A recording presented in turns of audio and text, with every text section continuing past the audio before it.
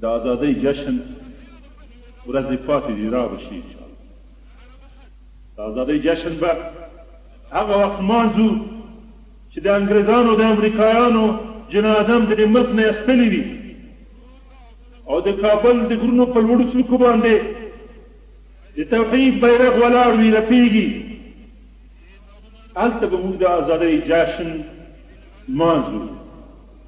ازادي د فکر او د ازادۍ جشن ورځې پاتې دي را به شي انشاءالله. د ازادۍ جشن ورځې پاتې دي را به شي انشاءالله.